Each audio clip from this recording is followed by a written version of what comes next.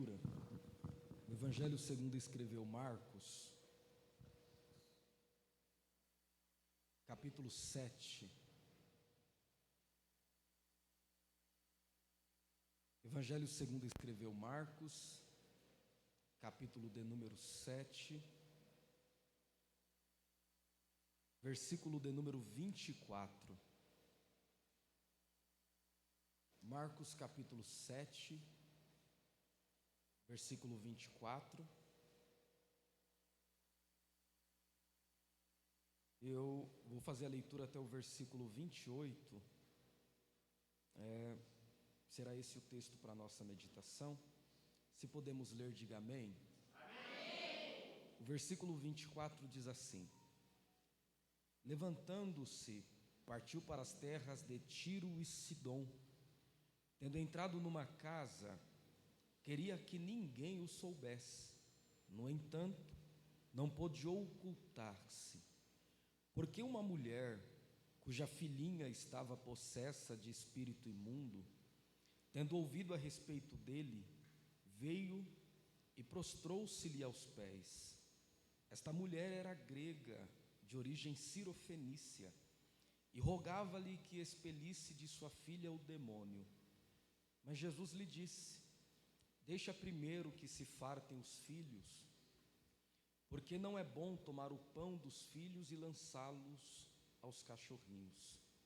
Ela, porém, lhe respondeu: Sim, Senhor, mas os cachorrinhos debaixo da mesa comem das migalhas das crianças.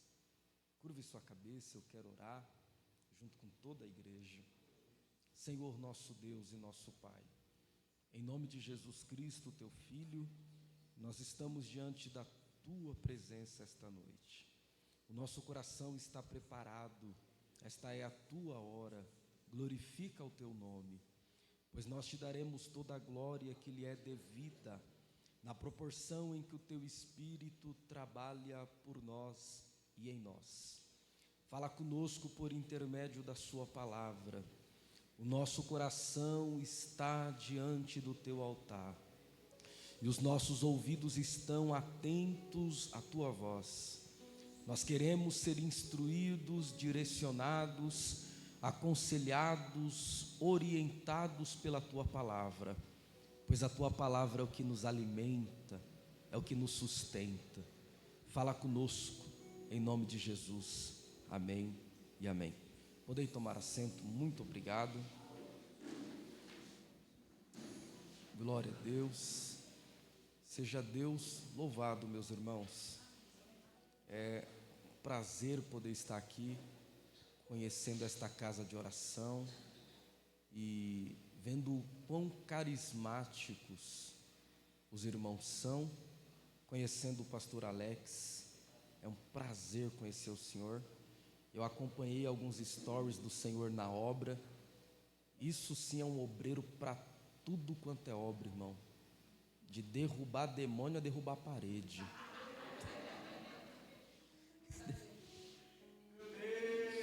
Deus abençoe a pastora Tamara. Deus abençoe. Parabéns pelo 16º ano de casamento. Parabéns. Acertei 16º ano? Parabéns pela bênção que Deus está fazendo com que vocês sejam na vida de pessoas que vocês nem conhecem ainda. Meus irmãos, eu tenho uma palavra de Deus e eu quero compartilhá-la ao seu coração esta noite. Eu não tenho dúvidas que Deus marcou esse encontro para falar conosco por intermédio da palavra dele. Esse texto que nós acabamos de fazer a leitura, especificamente Marcos, capítulo 7, versículo de número 24, até Marcos, capítulo 8, versículo de número 10, todo esse texto poderia ser considerado um capítulo só, pelo simples fato que ele está lidando com, abre aspas, o mesmo assunto. É a primeira vez em toda a peregrinação histórica de Jesus que ele está saindo do território palestino e migrando para um território gentil. Durante os 3 anos de ministério que Jesus teve, Claro que foi um período muito curto, mas a quantidade de tempo não modificou a qualidade do tempo. 3 anos curtíssimos, brevíssimos, mas de uma profundidade inigualável. O que marcou o ministério de Jesus não foi a extensão, foi a profundidade dele. Porque em 3 anos, nós temos registrados na Bíblia 35 milagres, 40 parábolas, 3 ressurreições, 2 multiplicação de pães e peixes, 2 vezes acalmando a tempestade. E João, no final do Evangelho de João, João disse que se fosse registrar tudo o que Jesus fez, não caberiam livros no mundo inteiro de tudo que Jesus fez em apenas 3 anos. E durante esses 3 anos, 2 anos foram em territórios propriamente de judeus, Judeia, Galileia e rapidamente em Samaria. Houve apenas uma ocasião que Jesus saiu do território em que a maioria da população era de judeus e foi para um território estritamente gentílico. Esses termos podem e devem ser explicados. Judeu é todo aquele, pelo menos no Novo Testamento, todo aquele que descende da árvore de Abraão, todo. Tem sangue de Abraão nas veias, é descendente de Abraão e provavelmente é descendente de uma das 12 tribos de Israel. Para isto, a Bíblia os chama de judeu. Gentil é todo aquele que não é judeu. Então, para o judeu, o não judeu, gentil. E o território gentílico, pelo menos no espaço geográfico em que Jesus estava, era propriamente 3: Tiro, Sidom e Decápolis, contando com outros lugares, mas que Jesus passou apenas esses 3. Jesus passou por esses territórios em um período de tempo muito curto. Alguns estudiosos acreditam que foi menos de 8 meses em que ele peregrinou por estas terras. O que nos chama a atenção é pensar em o que fez Jesus sair de um território de judeus e migrar para um território de gentios. O que tirou Jesus do lugar em que ele estava habituado, das cidades em que ele estava acostumado, dos locais que eram confortáveis para os discípulos, depois em casa com mais tempo. Marcos capítulo 7, versículo 1 até o versículo 23, a Bíblia diz que surgiu uma contenda entre Jesus, escribas e fariseus, que foram ver Jesus e observaram os discípulos. E a Bíblia diz que os discípulos estavam comendo sem lavar as mãos. E para a tradição judaica do primeiro século, isto era um crime inafiançável. Comer sem lavar as mãos era praticamente um pecado imperdoável. Então a Bíblia diz que os fariseus veem a oportunidade de prejudicar de alguma forma Jesus com o discurso da tradição deles. Os seus discípulos, eles comem sem lavar as mãos, e o Senhor permite que isso aconteça. É inacreditável. Como é que o Senhor permite que eles se alimentem sem lavar as mãos?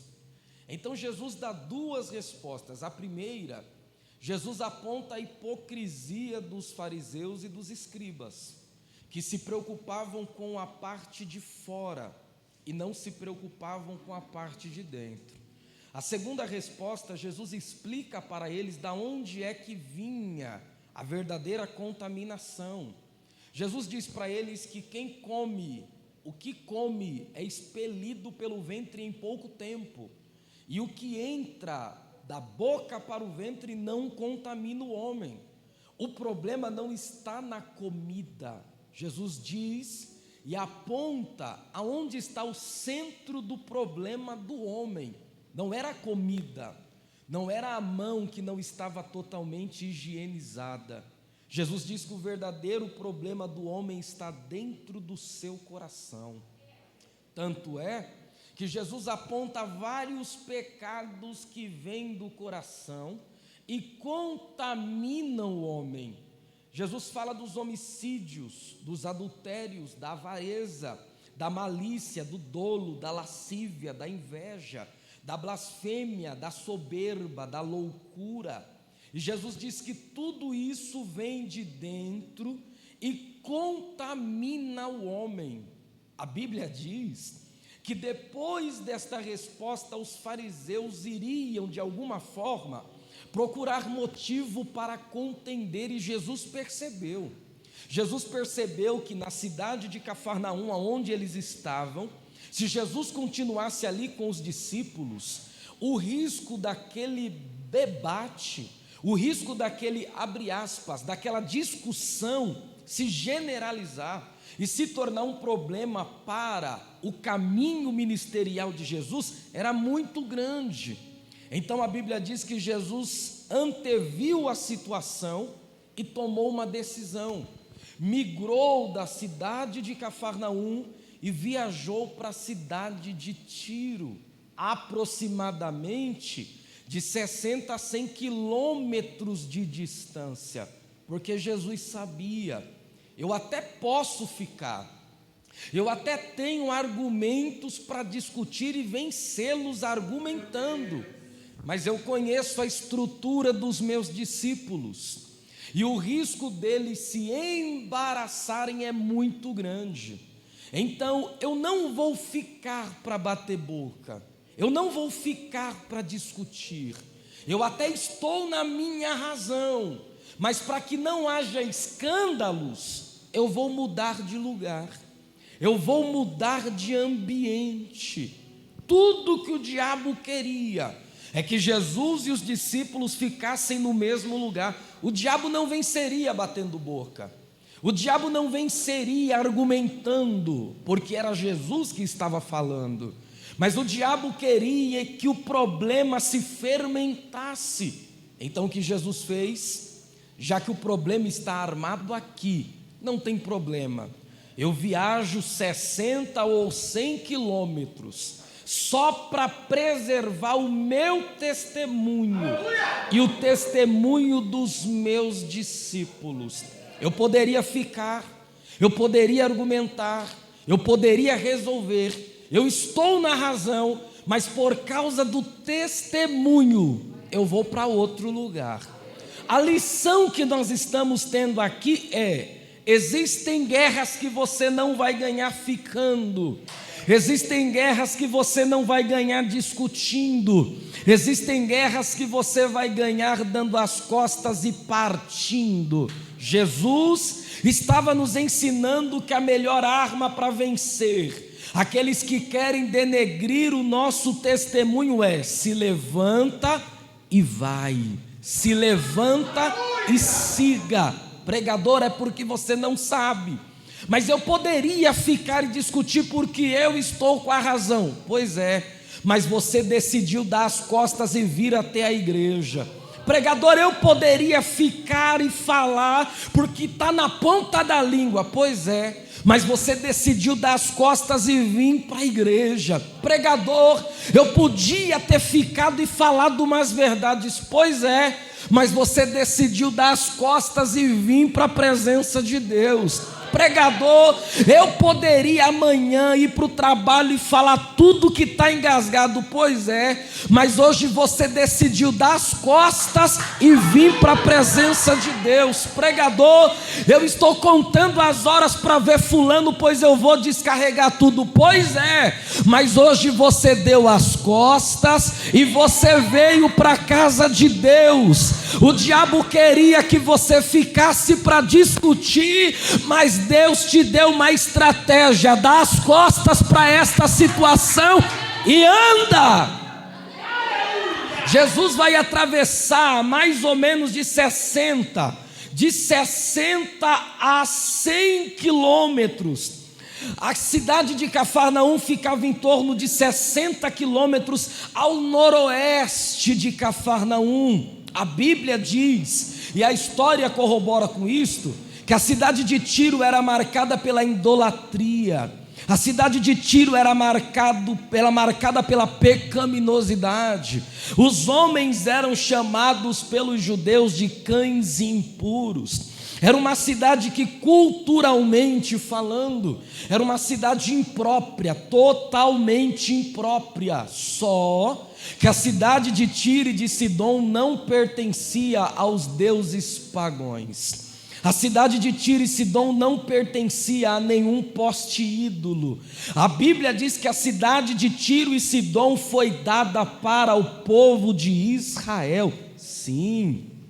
Josué capítulo 19, versículo 28 e 29, na divisão dos territórios, a cidade de Tiro e Sidom foi dada para uma das tribos de Israel. Porém, durante os anos de conquista, durante os anos de guerra, Israel nunca conseguiu conquistar Tiro e nunca conseguiu conquistar Sidom. Só que havia uma profecia liberada sobre aquela cidade. Salmo 87, verso 4, o salmista profetizou dizendo que chegaria um dia em que a terra que não havia sido conquistada pela espada seria conquistada pela própria glória de Deus. Meu Deus! A cidade de Tiro e de Sidom não foi conquistada pela força do braço, pela força da espada, pela estratégia militar, mas Deus havia determinado: essa terra vai contemplar a minha glória. Olha que contraste legal. A cidade de Cafarnaum, por causa dos fariseus e dos escribas, viram Jesus indo para outra cidade, e a cidade de Tiro e de Sidom, que tinha uma profecia sobre ela, vai receber daqui a algumas horas a chegada do próprio Jesus. Meu Deus do céu, ouça-me, sempre que Jesus é rejeitado em um lugar, tem uma cidade de Tiro e tem uma cidade de Sidom de portas abertas, dizendo: eu sei que a circunvizinhança é marcada pela idolatria, eu sei que a circunvizinhança é marcada pela impureza, mas aqui nesta cidade tem uma casa de portas abertas preparada. Aleluia! Veja que os homens, segundo a Bíblia, os homens de Tiro e os homens de Sidom já tinham ouvido falar de Jesus. E não só isso, Mateus capítulo 4, versículo 24, a Bíblia diz que os homens saíram de Tiro e de Sidom e foram até Jesus para ouvirem a palavra. Lucas capítulo 4, verso 17 e 18, a Bíblia diz que os homens saíram de Tiro e de Sidom para serem curados, libertos e ouvirem a palavra. Agora, os homens que outrora receberam cura, receberam a palavra, receberam libertação, são os mesmos homens que já prepararam uma casa para Jesus ficar, independente do tempo que ele fosse demorar. Isso se chama gratidão.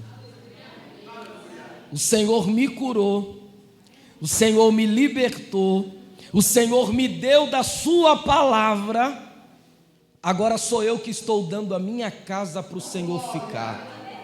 Me permita repetir isso de novo, porque é profético para o nosso dia, é profético para o nosso fim de semana. O Senhor me curou, o Senhor me libertou, o Senhor me deu da sua palavra, agora eu estou entregando a chave da minha casa nas suas mãos. O Senhor me curou, o Senhor me libertou, então a casa para o Senhor ficar em Tiro e em Sidom é a minha casa. Eu dou glórias a Deus que a gratidão abre a porta da nossa casa para aquele que nos curou, nos libertou, nos deu a palavra dele, fica lá.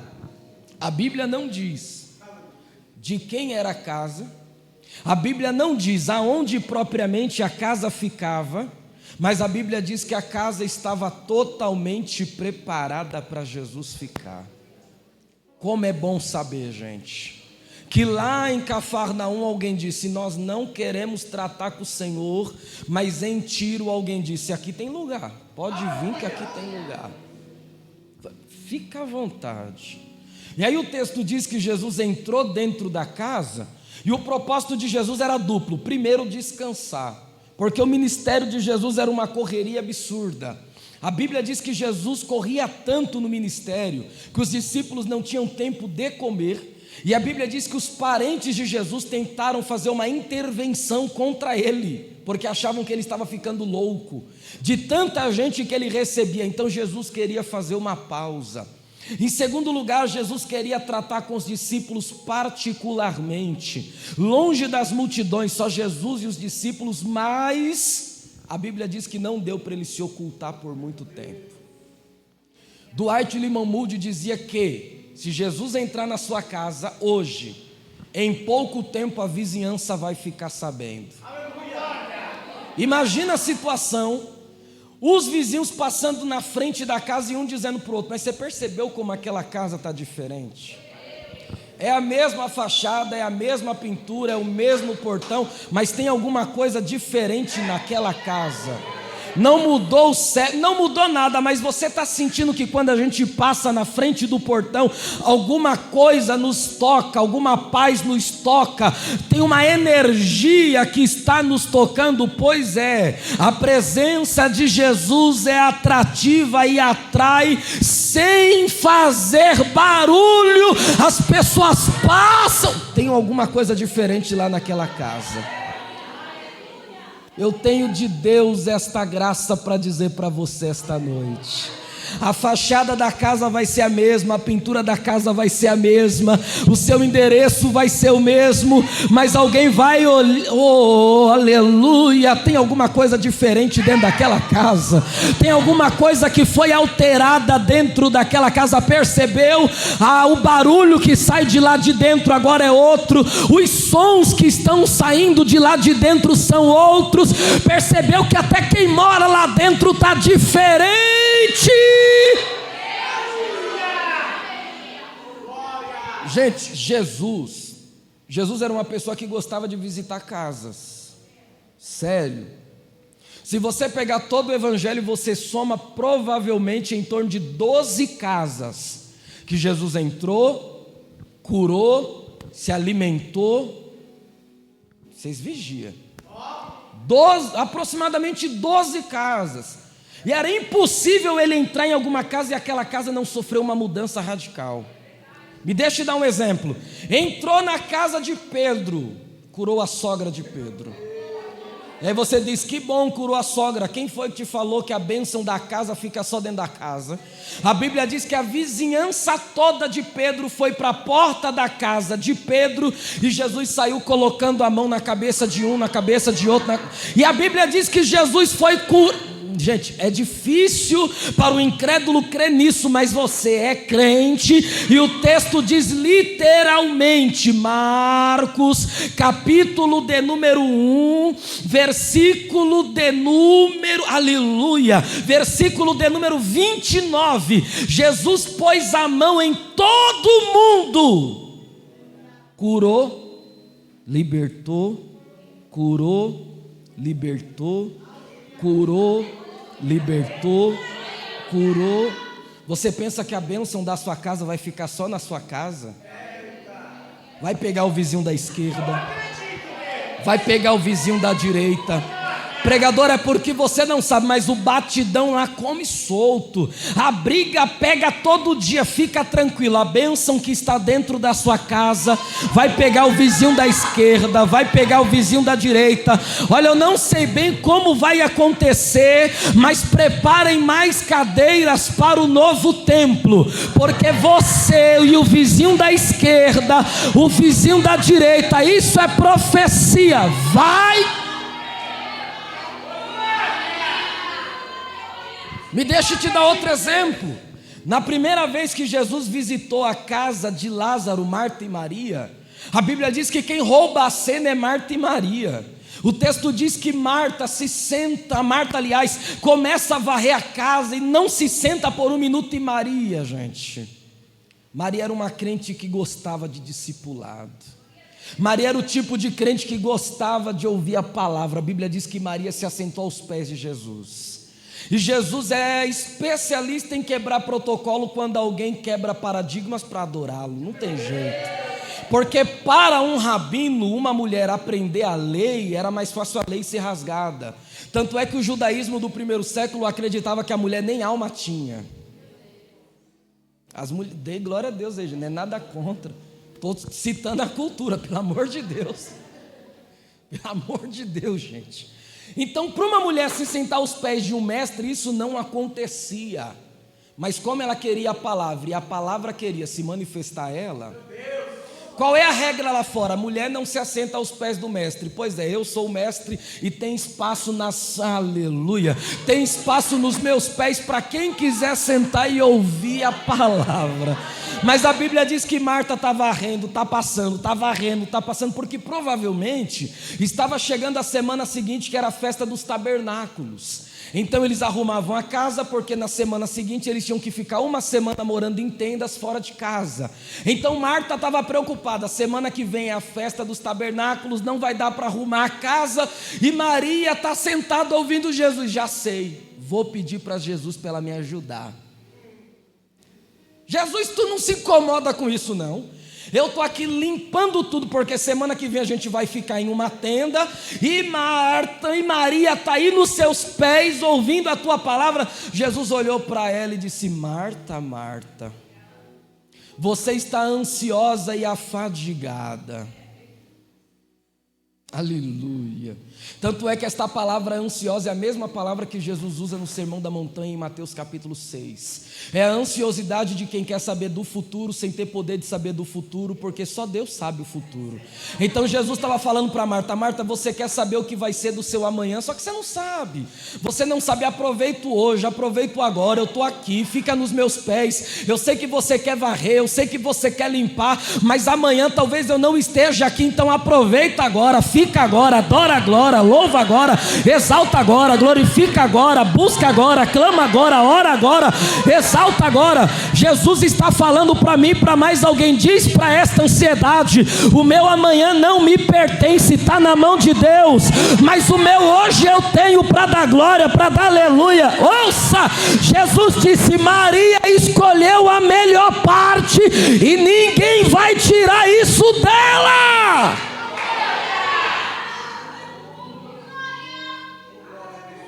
Me deixe dar outro exemplo de casas que Jesus visitou. A Bíblia diz que Jesus visitou em certa feita a casa de um homem leproso, um homem chamado Simão leproso.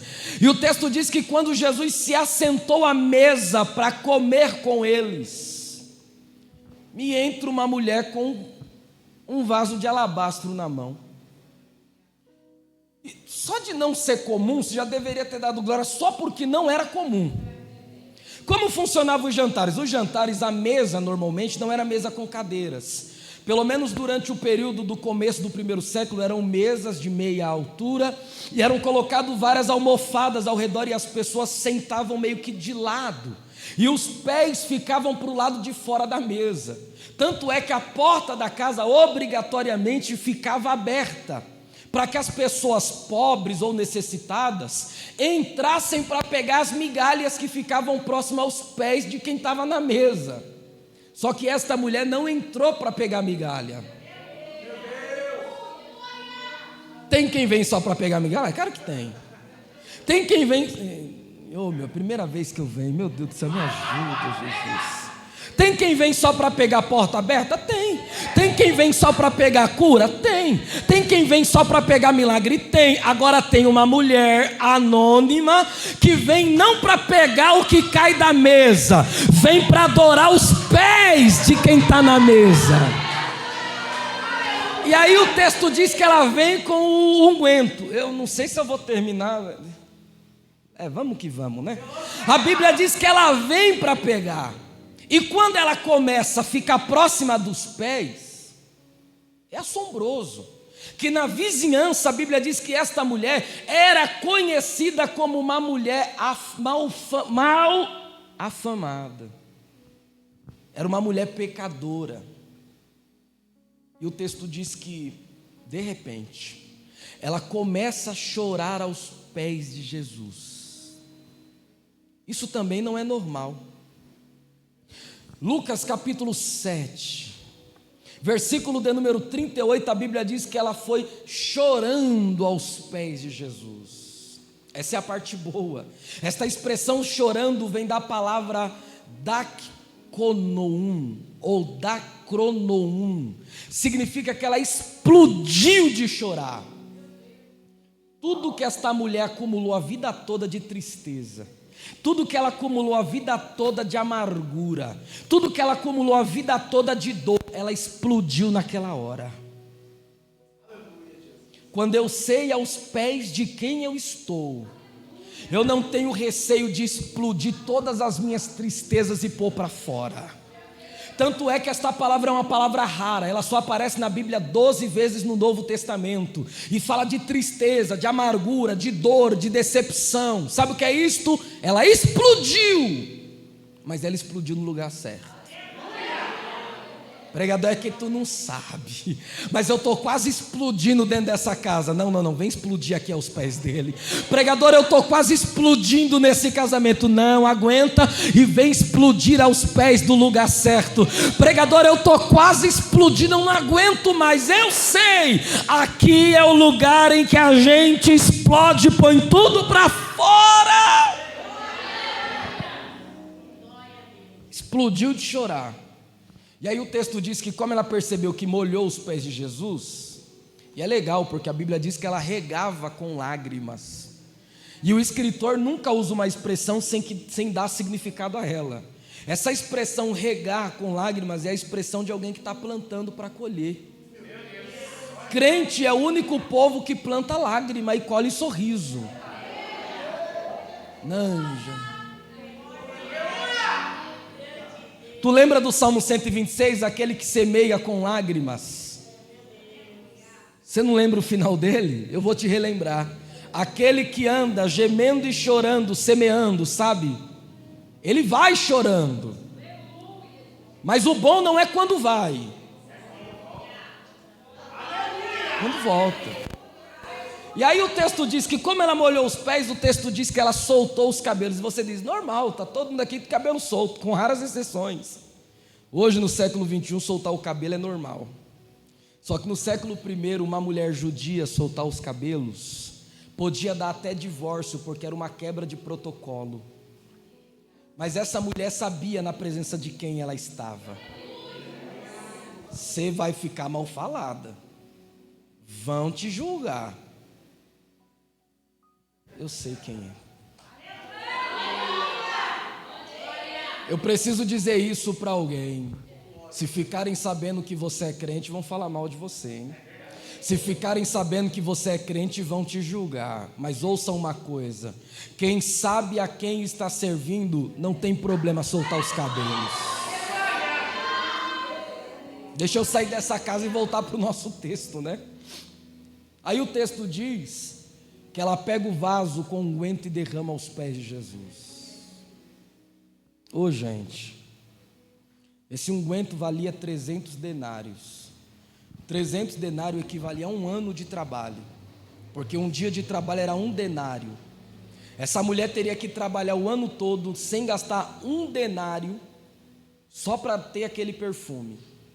E ela gastou o investimento de um ano aos pés de Jesus.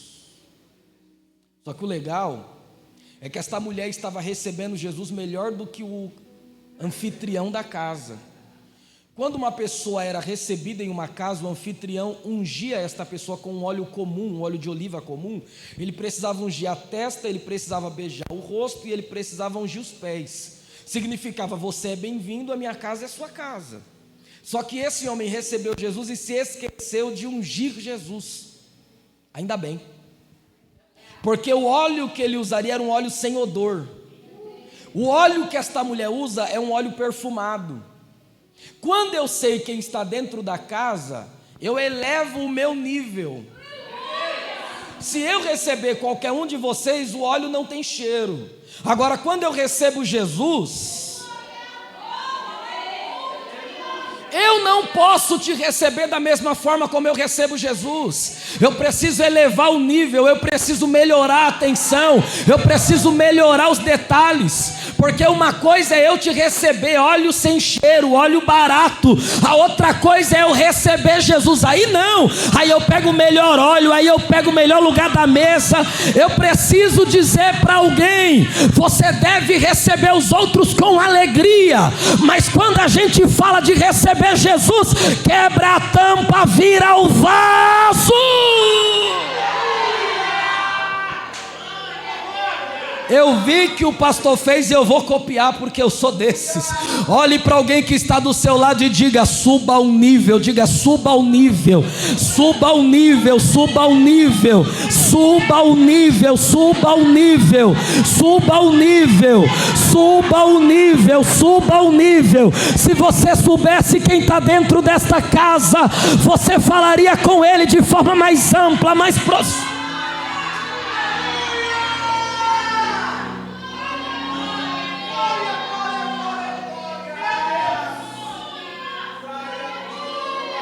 Você pode adorá-lo por um momento. Jesus gostava de visitar outras casas. Outra vez, vamos voltar para a casa que a gente estava. Nesta casa, nesta única casa, entre as 12 casas que Jesus visitou, nesta única casa, Jesus não fez nada. Não tem nenhum relato de milagre dentro desta casa. Só que Jesus foi nessa casa. E aí você tem que decidir se maior é o que ele faz, ou maior é quem ele é. Pregador, mas Jesus não fez nada nessa casa. Nas outras casas Jesus fez alguma coisa. Na casa de Jairo ressuscitou, na casa de Zaqueu curou, na casa de Lázaro pregou e depois ressuscitou Lázaro. E em tantas outras casas, nessa aqui ele não fez nada. Ele foi lá. A presença dele estava lá. Mas não teve nenhum cego vendo? Não teve, mas ele estava lá. Mas não teve nenhum mudo falando? Não teve, mas ele estava lá. A igreja mercantilista acha que presença é sinônimo de ação, mas a igreja de uma mentalidade renovada sabe: se ele fizer, glória; se ele não fizer, glória também. O que importa não é o que ele faz, e sim a presença dele conosco. O que eu vou falar agora talvez seja confrontador, mas vai fazer bem para a sua alma. Talvez Deus não faça nada, mas só da presença dele está conosco. Ele já fez absolutamente tudo. Tudo.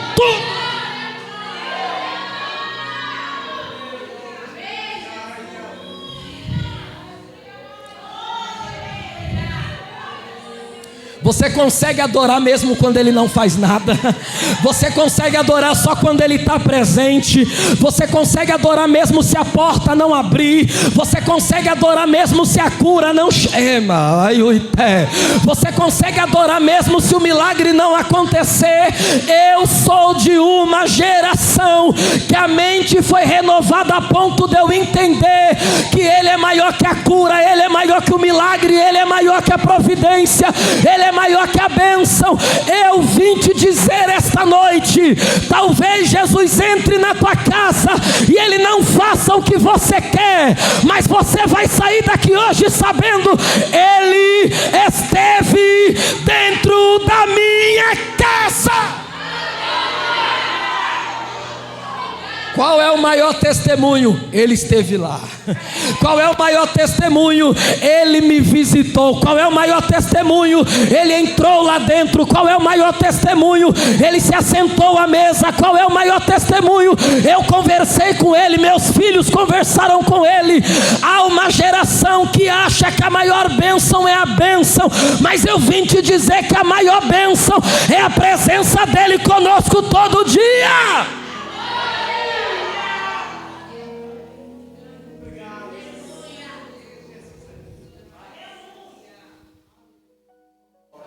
Fez nada. Só que a Bíblia diz que a ideia dele era se ocultar. A ideia dele era ficar tranquilo. Só que na mesma cidade tinha uma mulher de origem cirofenícia e de fala grega, uma mulher que falava grego. E a Bíblia diz que esta mulher percebeu que a filha estava endemoniada. Olha só, isso também não é comum, porque é uma mulher gentia, pelo que o texto propõe dela, uma mulher ímpia, uma mulher que não tinha vínculo religioso com Deus nenhum, e ela percebeu que a filha não estava normal, que aquilo era um demônio. Agora eu direi uma elucubração, algo que eu creio, tá? Com certeza Deus abriu os olhos daquela mulher, e ela percebeu, esta situação aqui não é de ordem natural, tem algum mal por detrás desta situação. E a abertura dos olhos espirituais daquela mulher fez com que ela procurasse uma solução que estava naquela cidade. Deus permitirá que você veja o que está por detrás desta situação, para que você corra até Ele. Meu Pai, você vai ver que isso não é normal. Não, tem alguém por detrás. A Bíblia diz que esta mulher saiu correndo à procura de Jesus. Quem contou para ela que Jesus estava por lá? Faça a mínima ideia, e é melhor a gente nem mexer com esse assunto. Mas alguém contou, ela foi, e a Bíblia diz que ela não encontrou Jesus na casa, ela encontrou Jesus na rua. Pregador, na rua? Sim, na rua. Mateus capítulo 15, versículo 23 é um texto paralelo. Ela encontrou Jesus na rua. E os discípulos? E a Bíblia diz que esta mulher saiu gritando: Jesus, filho de Davi, tem misericórdia de mim. Isso aqui é menos normal ainda. Uma mulher gentia estava chamando Jesus através de uma terminologia teológica. Jesus, filho de Davi, não era um nome dado apenas pela descendência dele, vinda de Jessé, era um título messiânico, representando o reinado eterno dele. Esta mulher estava tendo uma revelação sobre quem Jesus era, e uma revelação baseada nas próprias Escrituras. Eu gosto disso, porque toda revelação do Espírito é subordinada às Escrituras. Toda revelação do Espírito é embasada nas Escrituras. Toda revelação do Espírito tem que ter a Escritura corroborando e concordando. Esta mulher, como eu não sei, mas teve a revelação e começou: Jesus, filho de Davi, Jesus, filho de Davi, Jesus, filho de Davi, Jesus, filho de Davi. E aí os discípulos olharam para Jesus e falaram: Senhor, vamos mandar essa mulher embora. Ninguém aguenta mais ela gritando no nosso ouvido. E Jesus continuou andando. Sabe o que é isso? O teu desespero não desespera o Deus que está no trono. Pregador, mas eu estou desesperado, eu preciso desse milagre para agora. Deus não está desesperado. Eu estou em crise, céu não entra em crise. Eu estou com pressa, Deus não trabalha com o seu tempo. E Jesus continua andando, porque o desespero não para ele. O desespero faz você ir até Ele para Ele dar aquilo que você quer naquele momento. Então Jesus não atende ela para que ela entenda que não dá para ela ir através do desespero. Aí o texto diz no verso 25 de Mateus 15 que ela correu, se prostrou e o adorou. Sabe o que é isso? Essa mulher entendeu: desespero não atrai as bênçãos, mas eu vou me prostrar. É legal que esta expressão, o verbo se prostrar, tem a ver com literalmente dobrar o corpo.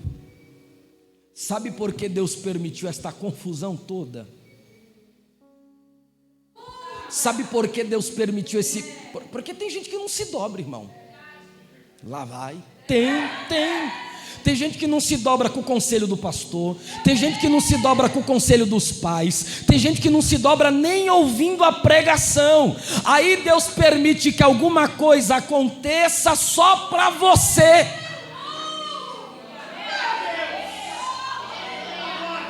Se as orientações não te dobraram, se o discipulado não te dobrou, se o conselho amigo não te dobrou, o Deus dos céus conhece as tuas fragilidades e Ele vai te dobrar, vai. É meio complicado dar glória a Deus com isso, mas eu vou precisar dizer de novo. Tem gente tão orgulhosa que não se dobra por nada. Não preciso de ninguém, ninguém manda na minha vida, eu faço do jeito que eu quero. Aí Jesus tem que permitir que você sofra para se dobrar. E ela se dobra e adora, ela se dobra e louva. Só que a adoração dela é a transformação do desespero para a esperança. E qual é o desespero dela? Ela está gritando e nada, mas quando ela transforma desespero em esperança, ela diz: Senhor, me socorre. Quando a esperança toma o lugar do desespero, a gente aprende a usar as palavras certas na hora certa. E aí o texto diz que Jesus olhou para ele, o que é que a gente pensa? Ela se dobrou, ela adorou, ela deixou o desespero de lado, ela pediu socorro, Jesus vai atender. E não aconteceu isso não. Jesus olhou para ele e disse: não tenho nada a ver com isso. O pregador está brincando? Tô não, foi isso mesmo. Claro que eu estou parafraseando. Jesus olhou para ele e disse: olha, eu não vou tomar o pão da mesa, isto é, a bênção que é para os judeus, o pão da mesa, e vou dar para os cachorrinhos, gentios. Esquece, o pão da mesa eu não vou dar para os cachorrinhos. Aí esta mulher, muito ligada, muito inteligente, mente transformada, olha para Jesus e diz: eu não preciso do pão. Sabe a migalha? Sabe? A migalha das crianças que comem o pão e deixam a mão cheia de migalhas na parte de baixo da mesa, e os cachorrinhos vêm para lamber a migalha da mão das crianças. Sabe, a migalha. O pão é de Cafarnaum, mas a migalha é de Tiro. O pão é de Cafarnaum, mas a migalha é de Sidom. O pão é de Cafarnaum, mas a migalha desse território gentílico aqui. Eu quero a migalha serve, a migalha vale a pena. Aí Jesus olhou para ela e disse: mulher, grande é a sua fé. Só que a parte legal é o final do versículo 28 de Mateus 15. Faça-se contigo como tu queres, vírgula. E desde aquele momento, a sua filha ficou sã. Deus visita os ausentes pela fé daqueles que estão presentes. Imagine comigo e eu concluo aqui. A mulher saiu de casa com uma filha endemoniada, e agora a mulher volta para casa com uma palavra na mente: eu encontrei Jesus, e Ele disse para mim que iria acontecer conforme aquilo que eu precisava. Chega na rua, entra pelo portão da casa, e talvez alguma empregada, talvez algum servo correu até a mulher e disse: olha, você não sabe o que aconteceu, mas quando você saiu de casa, a hora tal, me permita ser profeta, às 9 horas da noite do dia 24 de agosto, enquanto você estava fora e você disse que iria se encontrar com um homem chamado Jesus, às 9 horas a sua filha levantou da cama, Às 9 horas a sua filha voltou a falar normal. Às 9 horas o semblante da sua filha mudou. Lembra? Você saiu, ela estava endemoniada, mas agora que você voltou, depois de você se encontrar com Jesus, lá na vida com Deus, dentro da sua casa às 9 horas da noite. Eu preciso que você tome posse disso. E olha, não é jargão de pregador, mas eu sinto de Deus de dizer isso. Enquanto você está aqui, o poder da palavra de Deus está rompendo ruas, bairros, avenidas, e ele não vai errar o CEP, ele não vai errar o número da casa, ele não vai errar a casa dentro do quintal. E assim diz o Senhor: pode voltar tranquilo, eu já visitei tua casa, eu já visitei tua família, oh glória a Deus, eu já visitei sua parentela.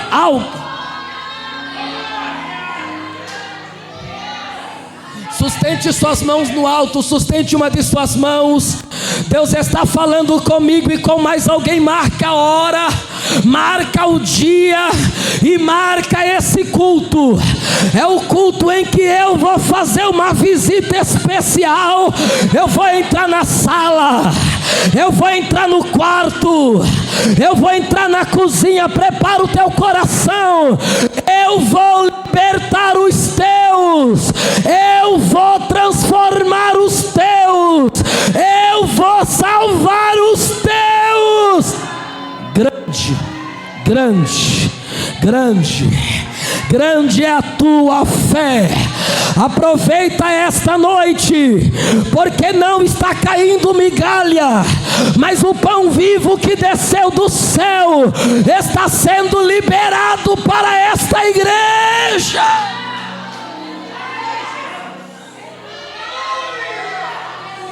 Você tem um minuto para adorar, você tem um minuto para glorificar, você tem um minuto para exaltar, você tem um minuto para exaltar, você tem um minuto para dizer alguma coisa a Deus, você tem um minuto para glorificar a Deus. Eu sei que entrou alguém aqui em guerra. Pastor Alex, entrou crentes aqui esta noite, que a guerra dele é dentro de casa, a guerra dela é dentro de casa, mas eu vim com uma palavra do trono do Deus Todo-Poderoso para liberar esta noite. Você veio até mim e pediu as migalhas que caem da mesa, e por causa da tua grande fé, eu vou entrar na guerra da tua casa hoje, hoje, hoje, hoje, hoje, hoje. Abra os teus olhos espirituais e veja: está caindo o demônio, está caindo as obras do diabo, está caindo as ações do demônio. Esteremara Xandaragazia Terehamai. Dá glória porque Deus está quebrando os laços. Dá glória porque alguém vai sair da prisão espiritual. Dá glória porque alguém vai ser liberto das garras do diabo. Dá glória porque a tua família não vai ser cavalo do diabo. Dá glória pois a sua casa tem dono. Dá glória pois a sua família tem dono.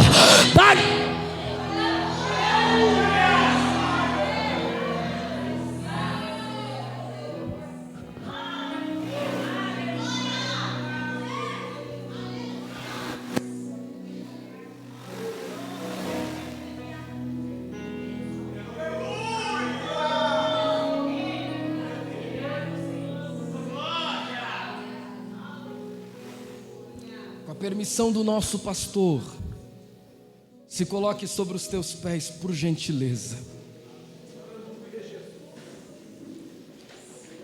Aleluia.